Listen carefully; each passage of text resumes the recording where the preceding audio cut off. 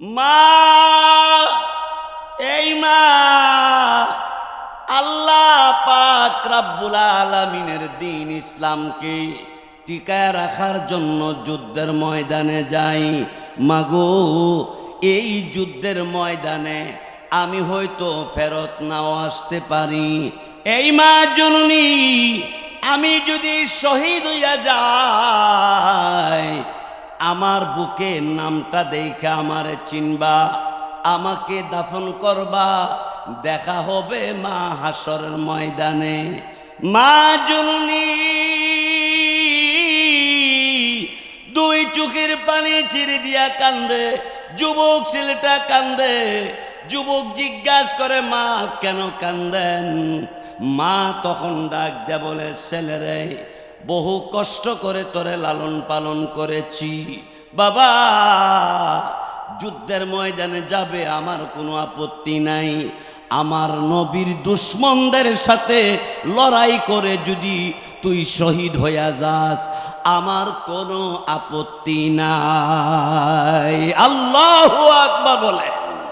একজন মুসলমানের দাম আল্লাহর কাছে জান্নাতের চাইতেও আরো বেশি। একজন মুসলমানের দাম আরশে আজিমের চেয়েও বেশি। আরো জোরে কোন সুবহানাল্লাহ। দেখেন একটা মুসলমানের দাম কত। হাদিস শরীফে রাসূল বলেন, ক্বালান নাবিয়্যু সাল্লাল্লাহু আলাইহি ওয়াসাল্লাম, লা তাকুমুস সাআতু হাত্তা লা ইউকালা ফিল আরদি আল্লাহু আল্লাহ। এই পৃথিবীতে একজন পুরুষ বা মহিলা আল্লাহকে যদি আল্লাহ বলনেওয়ালা থাকে, তো আল্লাহ তাআলা কিয়ামত করবেন না। তাহলে একটা মুসলমানের দাম বেশি না কম? একজন মুসলমানের দাম আল্লাহর কাছে এত বেশি, যেই মুসলমান দুনিয়ার জমিনে একবার আল্লাহকে ডাক দিলে আল্লাহ বারবার জবাব দে, বান্দা তোমার কি লাগবে বলো, আমি আল্লাহ তোমাকে দিয়ে দিব। আরো জোরে কর। দেখেন, আল্লাহ আমাদেরকে নিয়ামত এই পরিমাণ দিছে, মাথার উপরের দিকে তাকাইলেও আল্লাহর দেওয়া নিয়ামত, পায়ের নিচেও আল্লাহর দেওয়া নিয়ামত। লম্বালো চিনেন? লম্বালো মাটির নিচে হয় না উপরে? লম্বা আলু লাগান না লত লাগান? লত লাগাইয়া আপনি বাড়িতে এসে বয়ে রইছেন। কয়েক মাস পরে এই ক্ষেতের মধ্যেই মুড়া মুড়া লম্বা আলু দিল কেডা? আরো জোরে কন আল্লাহু আকবার, আল্লাহু আকবার। বাইশ্ববামার আমরা যারা ডাইনে বামে দাঁড়িয়ে আছি, সকলে ভিতরে বসে পড়ি। মাহফিলের প্যান্ডেলের ভিতরে বসলে আল্লাহর পক্ষ থেকে আপনি রহমতের ভাগ্যবান হবেন, রহমতের বাগী হবেন। এই জন্য আমরা এদিক সেদিক ঘোরাফেরা না করে প্যান্ডেলের ভিতরে বসে পড়ি। আমি আপনাদের সামনে আল্লাহর কালাম থেকে তিলাওয়াত করেছি, নবীজির হাদিস থেকে একখানা হাদিসে কারিমা তেলাওয়াত করেছি। তেলাওয়াতকৃত আয়াতে আল্লাহ প্রথমে জাহান্নামীদের কথা বলছেন। কারা কারা জাহান্নামে যাবে, এরা কারা, এদের ব্যাপারে আল্লাহ এই আয়াত নাজিল করছেন। আমি যখন বিবরণ দিব তখনই বুঝে লইবেন যে আমি কি জাহান্নামের কাতারে না জান্নাতের কাতারে। 2 নম্বর আয়াতে আল্লাহ পাক রব্বুল আলামিন জান্নাতীদের আলোচনা করছেন, কারা কারা জান্নাতে যাবে। বন্ধুগণ আমার, আল্লাহ রাব্বুল আলামিন আমাকে আপনাকে এই মাহফিলের শেষ পর্যন্ত থাইকা মুনাজাত করে যাওয়ার তৌফিক দান করুক। সবাই বলি আমিন। আরো জোরে সুরে বলি আমি। বন্ধুগণ, অনুগ্রহপূর্বক বলছি, সামনে যে ফাঁকা জায়গাটা আছে একটু মেহরবানি করে ফিল আপ করে বসেন, একটু দয়া করে আসেন একটু আগায় বসেন। পিছনে যারা আসতেছে ওনারা যেন বসতে পারে। একজন যদি আরেকজনের জায়গা করে দেন, আল্লাহ জান্নাতের ভিতরে জায়গা করে দিবে। সবাই ফাঁকা জায়গা ফিল আপ করে বসি। লা ইলাহা ইল্লাল্লাহ, লা ইলাহা ইল্লাল্লাহ, লা ইলাহা ইল্লাল্লাহ, লা ইলাহা ইল্লাল্লাহ, লা ইলাহা ইল্লাল্লাহু মুহাম্মাদুর রাসূলুল্লাহ সাল্লাল্লাহু আলাইহি ওয়াসাল্লাম। ভাই সব, আমি যে আয়াত পড়েছি এই আয়াতের মধ্যে আল্লাহ প্রথম বলেন ফাআম্মা মান তাগা, যারা সীমা লঙ্ঘন করবে তাদের ঠিকানা জাহান্নামে হবে। যারা সীমা লঙ্ঘন করবে তাদের ঠিকানা কোথায়? জাহান্নামের মধ্যে হবে। প্রশ্ন জাগতে পারে, সীমা লঙ্ঘনকারী কারা? এরা কারা? তাফসীরি কিতাবের মধ্যে লেখছে, এক নম্বর হইল যারা আল্লাহ বিশ্বাস করে না। এমন লোক আছে না নাই? আল্লাহ বিশ্বাস করে না। আপনারা কি আল্লাহ বিশ্বাস করেন? সবাই করেন? কয়জন? আঙ্গুল দিয়ে দেখান তো।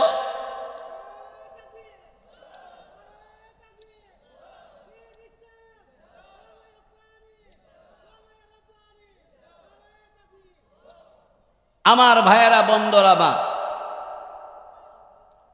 এক নম্বর হইল যারা আল্লাহ বিশ্বাস করে না, সীমা লঙ্ঘনকারী। দুই নম্বর হলো যারা নবী মুহাম্মাদুর রাসূলুল্লাহ সাল্লাল্লাহু আলাইহি ওয়াসাল্লামকে শেষ নবী মানে না। এমন একটা দল আছে না নাই? এই দলের নাম কাদিয়ানি। এই দলের নাম কি? এরা মুসলমান দাবি করে, কিন্তু ইসলামের দৃষ্টিতে তারা কাফের। তারা কি? কাফের। তিন নম্বর হলো সীমালঙ্ঘনকারী, যারা কিয়ামত বিশ্বাস করে না। আপনারা বলেন কিয়ামত হবে কি হবে না? আল্লাহ যেহেতু কোরআনে বলছে কিয়ামত হবে, যে কোরআন সত্য, আল্লাহর কথা সত্য, কিয়ামত হবে এটাও সত্য। বন্ধুগণ আমার, ভাইয়েরা আমার, আল্লাহ পাক রব্বুল আলামিন তিনি আমাদেরকে নিয়ামত দিয়ে ভরপুর করছেন। আমার আপনার সাথে যে দুইটা চোখ আছে, এই দুইটা চোখের দাম কত? যার চোখ নাই তারে জিগাইলে ভাইবেন এই চোখের দাম কত। এই চোখ দিয়া আপনি রাস্তাঘাট ভালো মন্দ দেখে চলাফেরা করতে সুযোগ পান।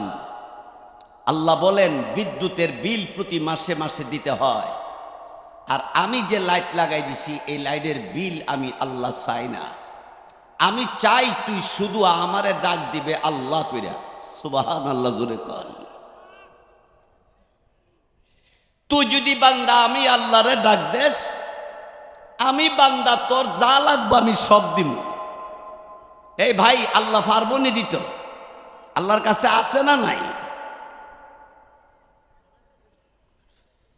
বাইশ আমার বন্ধুরা আমার, আল্লাহ রাব্বুল আলামিন, আমার আল্লাহ তাআলা, তিনি পৃথিবীর জমিনে কোনো মানুষ যখন আল্লাহকে আল্লাহ বলে ডাক মারে, আল্লাহ পাক রব্বুল আলামিন ফেরেশতাদেরকে ডাক দে বলে, ফেরেশতারা রে, আমার বান্দাটা আমি আল্লাহ রব্বুল আলামিনকে আল্লাহ বলে ডাক দিতে আসি। বলো বলো এই ফেরেশতারা, আমার বান্দাকে কি পুরস্কার দেওয়া যায়? ফেরেশতারা ডাক দিয়ে বলে, আল্লাহ আপনার বান্দাকে আপনি কি পুরস্কার দিবেন আপনি ভালো জানেন। আপনার বান্দার পুরস্কার আপনি দিবেন, আমরা সাক্ষী থাকব। ফেরেশতাদেরকে আল্লাহ রাব্বুল আলামিন সাক্ষী রেখে বলে, ও ফেরেশতারা, আমার বান্দাটা আমি আল্লাহ পাক রাব্বুল আলামিনকে যখন আল্লাহ বলে ডাক দিয়েছি, আমি আল্লাহ রাব্বুল আলামিনের পক্ষ থেকে আমার বান্দাকে জান্নাতে যাওয়ার জিম্মাদার আমি আল্লাহ হয়ে গেছি। ও আমার ভাইয়েরা, সেই আল্লাহকে ডাকবার দরকার আছে না নাই? আরো জোরে ক। আমার ভাইয়েরা, বন্ধুরা আমার, এলাকার দিনদার মুসলমান ভাইয়েরা, এই বুধল মধ্যপাড়া শের মোহাম্মদ বাড়ির যুবক ভাইয়েরা অক্লান্ত মেহনত করে আজকের এই মাহফিলে আয়োজন করছেন, আর আপনারা এই মাহফিলে এসে বসছেন। আমরা যারা বয়ান করতেছি, যারা শুনতেছি, যতক্ষণ বসে থাকবো ততক্ষণ পর্যন্ত গুনাহ মাফ হইতে থাকবে। আমাদের গুনাহ আছে না নাই? হাই, গুনার অভাব নাই। বন্ধুগণ আমার, ভাইয়েরা আমার, যারা আল্লাহ বিশ্বাস করে না, যারা নবীকে শেষ নবী মানে না, যারা কিয়ামত বিশ্বাস করে না, এমন নাস্তিক মুরতাদ বেঈমান কাফেরেরা বাংলার জমিন সহ পৃথিবীতে যারা আল্লাহর দুনিয়াতে আল্লাহর নিয়ামত বুক করে আর আল্লাহ তাআলাকে মানে না, আল্লাহর নবীকে শেষ নবী মানে না, বরঞ্চ আপনার আমার নবীকে যেই সমস্ত নাস্তিক মুরতাদের দালালেরা গালি দেয়, আমরা তাদেরকে জানাই দিতে চাই, আপনার আমার নবীকে যদি কেউ গালি দেয়, আল্লাহর দিন আল্লাহর ইসলামকে যদি কেউ উৎখাত করতে চায়, তাহলে সেই নাস্তিক মুরতাদ বেঈমান কাফেরদের সাথে নবীর পক্ষে, আল্লাহর পক্ষে, ইসলামের পক্ষে, কোরআনের পক্ষে যদি লড়াই করতে হয়, ওই মুসলমান একসাথে দুই হাত উঁচু করে বলো, কে কে যাবেন সেই যুদ্ধের ময়দানে? কে কে যাবে? মা, এই মা, আল্লাহ পাক রব্বুল আলামিনের দ্বীন ইসলামকে টিকায় রাখার জন্য যুদ্ধের ময়দানে যাই। মাগো, এই যুদ্ধের ময়দানে আমি হয়তো ফেরত নাও আসতে পারি। এই মা জননী, আমি যদি শহীদ হইয়া যাই, আমার বুকের নামটা দেখে আমারে চিনবা, আমাকে দাফন করবা, দেখা হবে মা হাসরের ময়দানে। মা জননী দুই চোখের পানি ছিঁড়ে দিয়া কান্দে, যুবক ছেলেটা কান্দে। যুবক জিজ্ঞাসা করে, মা কেন কান্দেন? মা তখন ডাক দেয়া বলে, ছেলেরে, বহু কষ্ট করে তোরে লালন পালন করেছি বাবা, যুদ্ধের ময়দানে যাবে আমার কোনো আপত্তি নাই, আমার নবীর দুশমনদের সাথে লড়াই করে যদি তুই শহীদ হইয়া যাস, আমার কোনো আপত্তি নাই। আল্লাহু আকবার বলে, আর জোরে বলে আল্লাহু আকবার। আমার ভাইয়েরা, বন্ধুরা আমার, আল্লাহর দেওয়া নিয়ামত, আল্লাহর দেওয়া নিয়ামত, আল্লাহর দুনিয়াতে বসবাস করো, এরপরেও তুমি আল্লাহকে ডাকো না, আল্লাহর হুকুম নামাজ পড়ো না, আল্লাহর হুকুম রমজান শরীফে রোজা রাখো না। এখন যে মাসটা চলতেছে আরবি মাস, এই মাসটার নাম হলো রজব মাস। এই মাসে আমাদের নবীজি দোয়া করতেন খুব বেশি বেশি এইভাবে, আল্লাহুম্মা বারিক লানা ফি রজব ওয়া শাবান ওয়া বাল্লিগনা রমাদান। আল্লাহুম্মা বারিক লানা ফি রজব ওয়া শাবান ওয়া বাল্লিগনা রমাদান। আমার আপনার নবী, রহমতের নবী, রাহমাতুল লিল আলামিন, খাতামুন নাবিয়্যিন, রাসূল করিম সাল্লাল্লাহু আলাইহি ওয়াসাল্লাম আল্লাহর কাছে দোয়া করতেন, আল্লাহ রজব আর শাবানে আমাকে বরকত দান করেন, আমাদের জন্য বরকত দিয়া দেন, আর রমজান মাস পর্যন্ত পৌঁছায়া দেন। আল্লাহ আপনার পবিত্র মাহে রমজানের রোজাগুলো রাখতে পারি, আল্লাহ পালন করতে পারি, আমাদেরকে তৌফিক দান করেন। এই রজব মাস শেষ হবে, এরপরে 4 শাবান, এরপরে 4 রমজান। রমজান মাস আসতেছে, খুশি না বেজার? আমরা প্রত্যেকে রোজা রাখবো। ঘরের ফ্যামিলিতে ছোট্ট বাচ্চা ছাড়া বালেক বালেগা কেউ যেন রোজা ছাড়তে না পারে। সবাই মজবুত থাকবেন আমার ভাইয়েরা, বন্ধুরা আমার। আসুন, যারা আমার আপনার নবীকে মানে না, নবী কি আমাদের জন্য কম কষ্ট করে গেছে? আরো জোরে কোন। বাইশব আমার বন্ধুরা আমার, আপনার আমার নবী রাহমাতুল লিল আলামিন, খাতামুন নাবিয়্যিন, আম্মা জান আয়েশা সিদ্দিকা রাদিয়াল্লাহু তাআলা আনহার ঘরে দরওয়াজা লাগাইয়া সাজদার মধ্যে পড়ে তিনি কাঁদতে আরম্ভ করলেন, আল্লাহুম্মা রব্বি উম্মতি, আল্লাহুম্মা রব্বি উম্মতি, উম্মতি উম্মতি বলে নবীজি আম্মা জান আয়েশা সিদ্দিকা রাদিয়াল্লাহু তাআলা আনহার ঘরে তিনি সাজদায় পড়ে উম্মতের জন্য কাঁদেন। কিন্তু আবু বকর সিদ্দিক রাদিয়াল্লাহু তাআলা তিনি দৌড়াইয়া আপনার আমার নবী, রহমতের নবী, রাহমাতুল লিল আলামিনের ঘরের দরজার সামনে গিয়ে দাঁড়াইলেন, আর ডাক দিয়ে বললেন, নবী গো, আমি আপনার আবু বকর এসে গেছি আপনার ঘরের দরওয়াজার সামনে। নবীজি ঘরের দরজাটা খুলে দেন, আমি আবু বকর আপনার ঘরের ভিতরে আসব। কেন কান্দেন? কি দুঃখ, কি কষ্ট বলেন? আমি আবু বকর, আমি আপনার পাশে এসে আপনার কাছ থেকে জানব।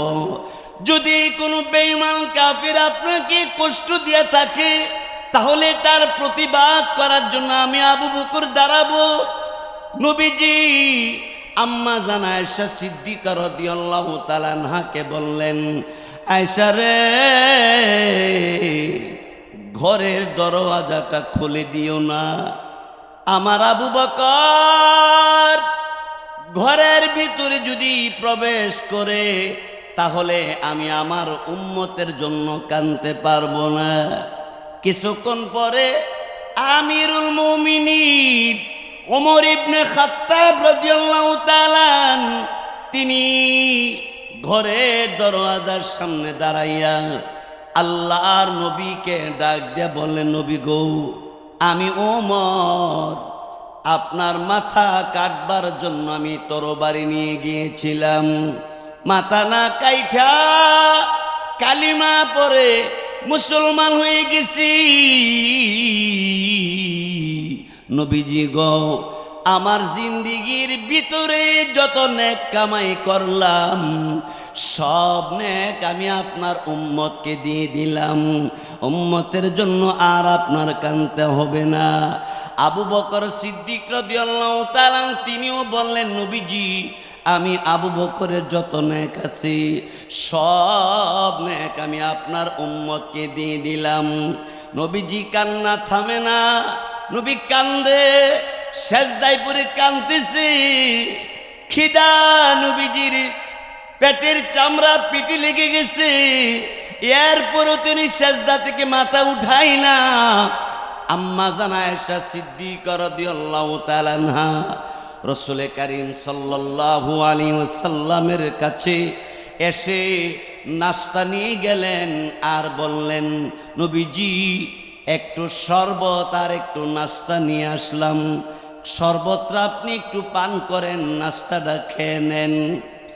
আমার আপনার নবী ডাক দিয়ে বলেন, আয়েশা নাস্তা খাবো না, না শরবত পান করবো না।